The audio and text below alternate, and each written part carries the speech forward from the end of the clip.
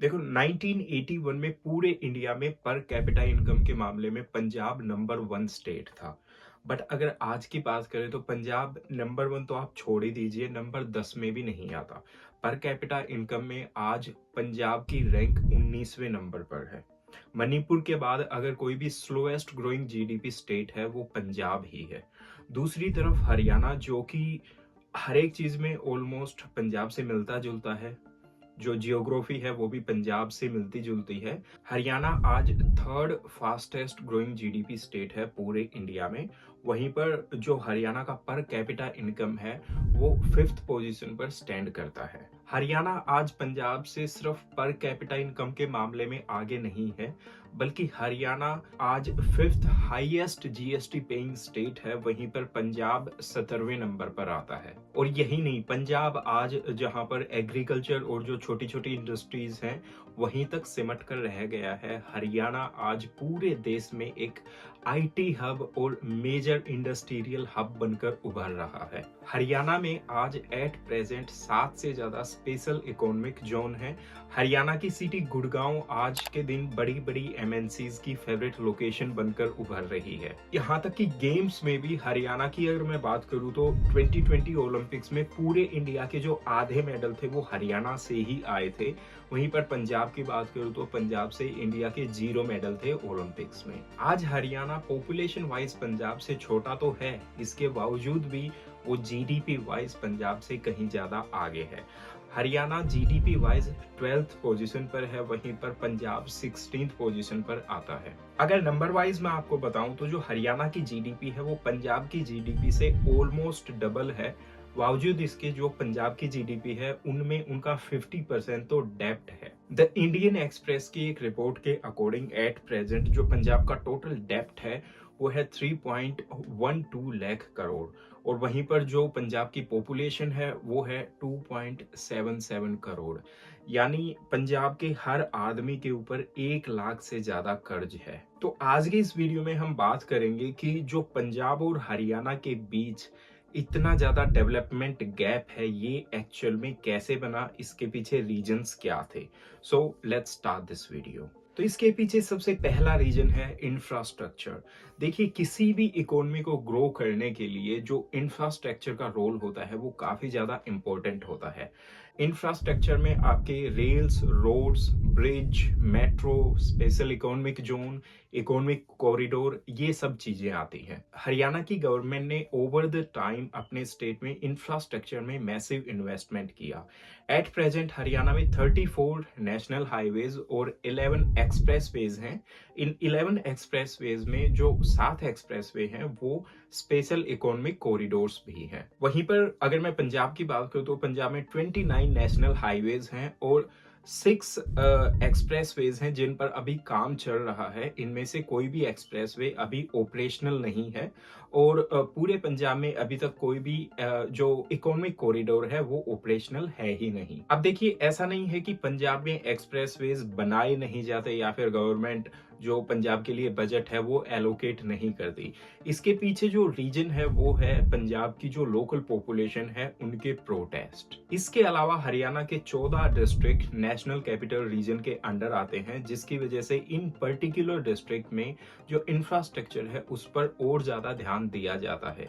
इन 14 district में से 2 district Gurgaon और फरीदाबाद, इनमें मेट्रो आज के दिन ऑपरेशनल है, और 3 और डिस्ट्रिक्ट जैसे कि सोनीपत, पानीपत और झज्जर, इनमें जो मेट्रो है उसके ऊपर काम चल रहा है। बट ये केस पंजाब के साथ नहीं है। पंजाब की किसी भी सिटी में अभी तक मेट्रो नहीं ऑपरेशनल हुआ है। अब देखिए, ऐसा नहीं है कि पंजाब में मेट्रो को कभी ऑफर नहीं किया गया।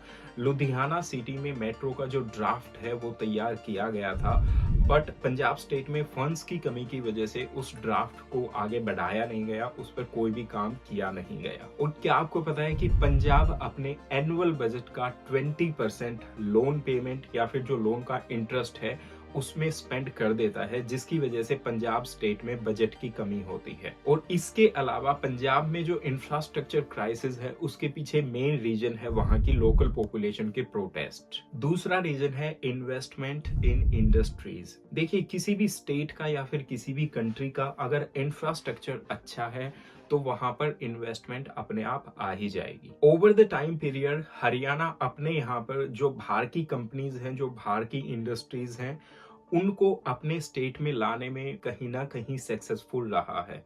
हरियाणा की 2 सिटीज गुड़गांव और फरीदाबाद आज के दिन ये पूरे इंडिया में आईटी हब के नाम से जानी जाती हैं। गुड़गांव में आज के दिन जहां पर हजारों आईटी कंपनीज, बीपीओज और एमएनसी कंपनीज के ऑफिसेज हैं, वहीं पर फरीदाबाद, सोनीपत, पानीपत, बहादुरगढ़, इन सभी सिटीज में मैन्युफैक्चरिंग एक बड़े लेवल पर होती है। मिनिस्ट्री ऑफ कॉमर्स के इस डेटा के अकॉर्डिंग हरियाणा में 2022 ईयर में फॉरेन डायरेक्ट इन्वेस्टमेंट $2.7 बिलियन का था। वहीं पर पंजाब की बात करें तो वहां पर बिलियंस में नहीं, ये नंबर खाली मिलियंस में था, जो कि $116 मिलियन था। मिनिस्ट्री ऑफ कॉर्पोरेट अफेयर्स के इस डेटा के अकॉर्डिंग पिछले 5 साल में हरियाणा में 71 फॉरेन कंपनीज रजिस्टर हुई है। वहीं पर पंजाब की अगर बात करें तो पिछले 5 साल में सिर्फ 1 फॉरेन कंपनी रजिस्टर हुई है। अब देखिए, ये एक प्रॉपर साइकिल है। जिस स्टेट में इंफ्रास्ट्रक्चर ज्यादा होगा वहां पर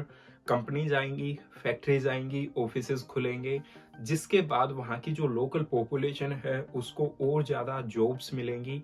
जॉब्स मिलने के बाद पैसा आएगा और उनका पर कैपिटा इनकम इंक्रीज होगा। बट ये सब इंडस्ट्रीज पंजाब में क्यों नहीं आई, इसके पीछे एक रीजन तो है कि वहां पर इंफ्रास्ट्रक्चर अच्छा नहीं है, और दूसरा रीजन मैं आपको थोड़ी देर में बताता हूँ। तो देखो, हरियाणा की इस मैसिव ग्रोथ के पीछे जो पहला रीजन था वो था वहां का इंफ्रास्ट्रक्चर।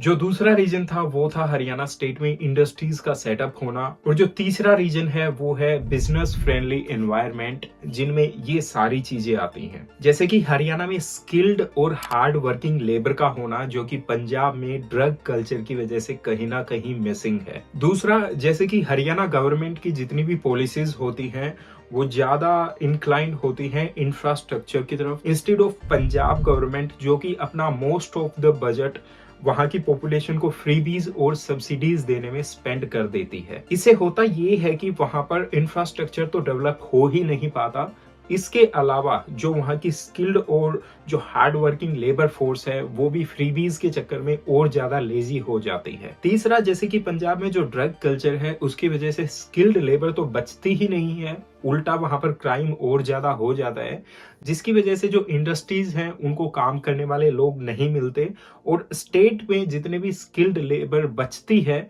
वो क्राइम के चक्कर में और जो ड्रग कल्चर है वो बढ़ने के चक्कर में दूसरे देशों में जाकर वहां पर जॉब या फिर बिजनेस स्टार्ट कर देते हैं, जिसकी वजह से जो पंजाब की लोकल इकोनॉमी है कहीं ना कहीं वो डिक्रीज होती है, उस पे फर्क पड़ता है। समराइज वे में मैं आपको बताऊं तो जो हरियाणा की गवर्नमेंट है वो एक proper business friendly environment provide करवाती है बाहर की इंडस्ट्रीज को, जो कि पंजाब स्टेट में इंडस्ट्रीज को देखने को नहीं मिलता, जिसकी वजह से पंजाब स्टेट में इतनी ज्यादा इन्वेस्टमेंट नहीं आती जितनी वहां पर आनी चाहिए। और यही चीज कहीं ना कहीं जो पंजाब की पर कैपिटा इनकम है उसको डिक्रीज करते जा रही है। दूसरी तरफ हरियाणा की जो पर कैपिटा इनकम है वो डे बाय डे इंक्रीज होती जा रही है। तो आज की वीडियो के लिए इतना ही काफी है। उम्मीद करता हूं आपको ये वीडियो वैल्यूएबल लगी होगी, तो इसे लाइक कीजिए, इसको शेयर कीजिए और हमारे चैनल को सब्सक्राइब करना मत भूलिए। मिलते हैं अगले वीडियो में। धन्यवाद।